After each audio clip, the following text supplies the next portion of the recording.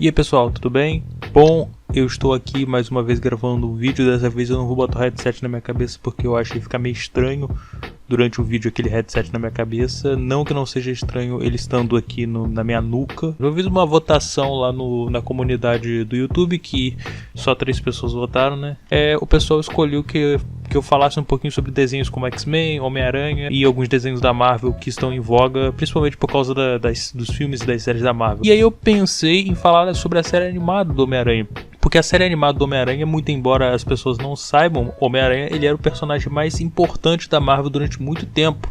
E sendo esse personagem tão importante em HQs, filmes como os primeiros filmes do Tobey Maguire e as animações, a gente pode lembrar que a animação dos anos 90 era uma animação bem conhecida exatamente por essa qualidade, né? Falando nisso, quem tem Disney Plus, quem assinou Disney Plus, pelo amor de Deus, não assista a animação do Quarteto Fantástico dos anos 90. É terrível, assustadoramente horrível. Um dia talvez eu até faça um vídeo sobre isso. Deixa até nos comentários se vocês acharem que é uma boa. Homem-Aranha, a série animada, ele conta com umas 5 temporadas, se eu não me engano. E uma das coisas mais interessantes dessa animação é que ela tem diversos crossovers, ou seja, diversos universos que interagem entre a Marvel. Então a gente vai falar aqui sobre um dos episódios que eu acho que é um dos melhores pra mim, que é o do Doutor Estranho. O Doutor Estranho ele acaba aparecendo no Homem-Aranha na 3ª temporada, no episódio 1. A Mary Jane é capturada por um culto secreto que, segundo ela, é capaz de conectá-la ao pai dela que tinha morrido ou algo do gênero. Porém, esse culto secreto, eles hipnotizam as pessoas para que elas pensem que estão vendo um ente querido ou alguém.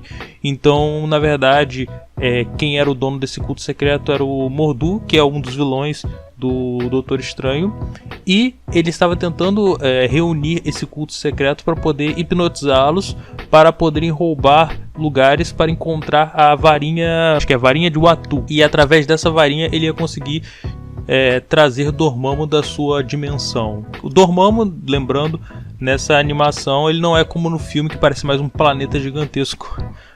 Só não consegue ser tão pior que o Galactus do Quarteto Fantástico 2. O Doutor Estranho acaba ajudando o Homem-Aranha porque isso envolve o tempo, o espaço e o mundo. Então ele ajuda a salvar a Mary Jane, né? Porque esse é o interesse do Homem-Aranha, é salvar a Mary Jane. O mundo que se...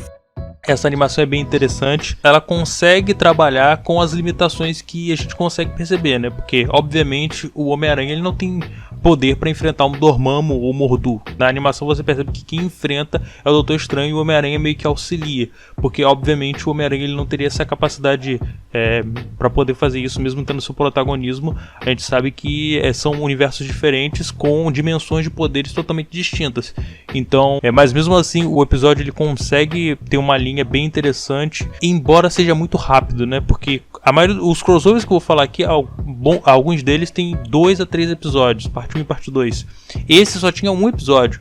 Ou seja, eles tiveram que sintetizar muito para falar um pouco sobre o Doutor Estranho. Aí eles falam sobre o que acontece com o Doutor Estranho. Ele puxa um monólogo lá, até bem conveniente demais aquele diálogo que ele começa a falar sobre como ele perdeu a função motora dos braços no acidente, a história que você provavelmente já viu no filme.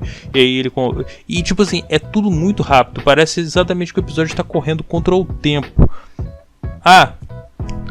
Só deixando claro aqui, acabei de lembrar, só pra deixar claro aqui, porque foi um erro que eu acabei de lembrar, que tem 2 episódios do Doutor Estranho, né? Mas eu ainda, mesmo assim, eu ainda acho que poderia ter explorado um pouquinho mais essa relação entre os dois. E falando dessa exploração entre esses mundos e a sinopse, como foi feita, a gente tem o episódio 4 e o episódio 5, que é a Agenda Mutante, que, como vocês devem pensar, nesse crossover os X-Men e o Homem-Aranha se encontram em uma casa. O Homem-Aranha ele acaba sendo capturado pelos X-Men. Ele estava procurando o Professor Xavier porque desde os episódios atrás a mutação dele começou a evoluir de uma maneira muito grande. Então o Peter pensou que talvez ele pudesse perder a consciência, ele pudesse se tornar um monstro por causa da mutação. A preocupação do Homem-Aranha era realmente ele acabar se afastando das outras pessoas exatamente por se tornar um monstro. Então ele vai procurar o Xavier em busca de solução para parar essa mutação, só que quando ele chega com o Xavier, né, ele descobre que não há esse tipo de coisa e que os X-Men não fazem isso. Os X-Men fazem exatamente o oposto. Eles tentam controlar a mutação deles para poderem ser inseridos na sociedade, para poder ajudar a sociedade. E o Homem-Aranha não entende isso. O Homem-Aranha, ele entendendo que ele estava com raiva, com medo, ele acaba sendo muito babaca nesses 2 episódios. Então ele briga com o Wolverine, ele é mal educado com o Xavier, só faltou chamar ele de careca do caralho. Nesse episódio ele tá sob uma grande pressão, porque a gente tá envolvendo toda a questão sentimental dele. Então é interessante a gente perceber que o Homem-Aranha, dentro desses episódios, ele tem uma carga dramática muito grande. E isso vai fazer com que ele se aproxime muito do Fera, porque o Fera também teve esse problema em relação à sua própria mutação e como as pessoas iam ver o Fera, né? A gente sabe como o Fera é.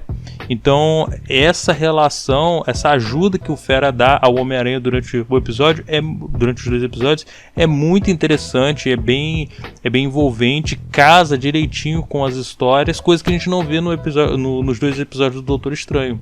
Exatamente por conseguir conciliar esses mundos, principalmente porque eles são mundos mais, digamos assim, sensíveis um ao outro, há um foco maior entre o Homem-Aranha, o Wolverine e o Fera. Esses são os 3 personagens que mais aparecem e que mais se relacionam, que interagem. E que é interessante ver essa interação entre o Homem-Aranha e o Fera, e também a interação que o Wolverine tem com o Homem-Aranha, porque o modo como o Homem-Aranha é independente relembra um pouco da jovialidade do Wolverine. O Wolverine, quando era mais novo, ele também, quando chegou aos X-Men, ele tinha essa ideia de independência, ele não queria ficar perto dos outros mutantes. Então a gente vê essa relação, a gente tem uma briga entre o Wolverine e o Homem-Aranha, que é bem interessante de se ver, nada tão profundo assim, porque a briga lá acaba sendo ofuscada porque tem outras coisas mais importantes.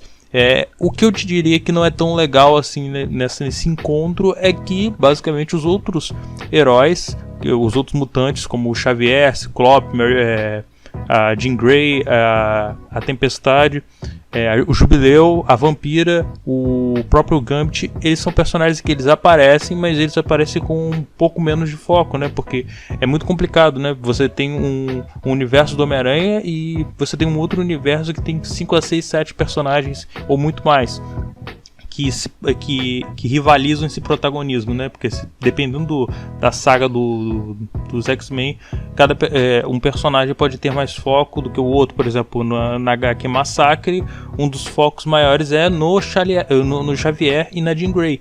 Já na saga Fênix a gente vê um foco maior entre a Fênix e o Ciclope e o Wolverine. Então existem essas diferenças. Então é muito complicado a gente mesclar esses mundos, porque 2 ou 3 personagens vão aparecer mais porque tem mais relação com o Homem-Aranha, e é o caso dessa história.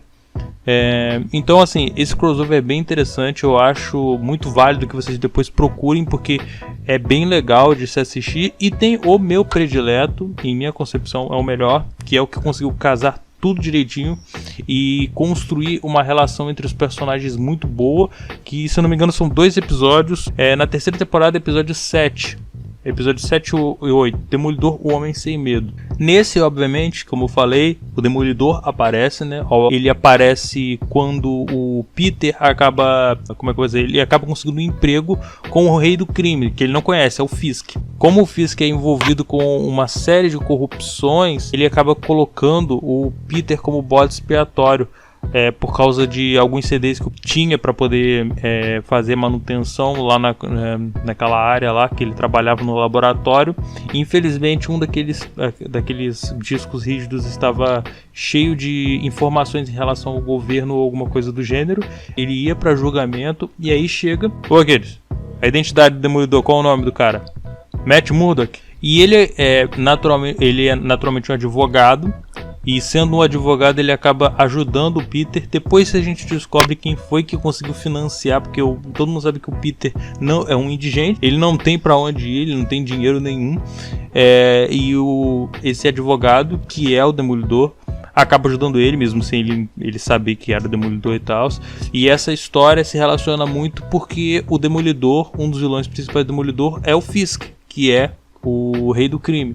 Então há uma relação muito interessante que se vê entre eles, e a ajuda que o personagem do Demolidor faz ao Peter é exatamente pelo Peter ser alguém que ele vê que é inocente, mas que não tem as devidas provas para poder provar que não é culpado. Então há uma história que junta esses personagens de uma maneira bem interessante, e é bem legal porque o Demolidor e o Homem-Aranha, eles lutam com certos capangas do Fisk. Há uma luta entre o Fisk e o Demolidor que é uma luta fodástica, é muito massa. Então eu acho, pra mim, essa, talvez porque eu gosto do Demolidor, seja a relação perfeita no crossover, né? Porque os dois, o foco entre os personagens ficou bem grande.